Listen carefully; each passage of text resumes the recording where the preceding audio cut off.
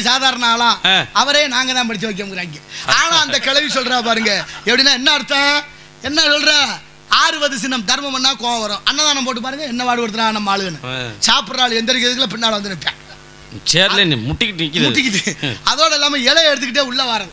ஒருத்தர் மோர் சாப்பிட்டுக்கிட்டு கூட ஒருத்தர் சாம்பார் கேட்கறது, சும்மாவும் போறதுல என்ன சோறு போட்டாங்க அப்படின்னு செஞ்சு பார்த்தா தானே தெரியும். ரொம்ப வேண்டாம், புரியுற மாதிரி சொல்றேன். ஒரு 500 ரூபாய் சில்லற மாத்து 5-5 ரூபாயா வச்சுக்கோங்க.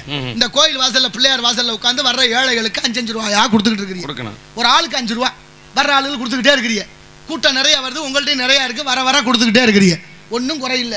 வாங்கிட்டு போனவன் அப்படியே சுத்திக்கிட்டு மறுதரம் வாங்க வந்தான்னா என்ன சொல்லுவீங்க? சும்மா தைரியமா சொல்லுங்க. எண்ணி துணிக கர்மம் துணிந்தவன் எண்ணுவோம் என்பது இழுக்கு. ஒரு விஷயத்தை சொல்றதுக்கு முன்னால பல தடவை யோசிக்கலாம், பேசுறதுக்கு அப்புறம் யோசிக்கப்படாது. அதனாலதான் நான் ரொம்ப யோசிப்பேன், பேசலாமா வேண்டாமா, பல ஆய்வுகள்லாம் செய்து அதுக்கப்புறம் தான் பேசுறது. அப்படின்னா என்ன அர்த்தம், கையை கொடுத்தா பறிச்சுக்கலாம் தெம்பு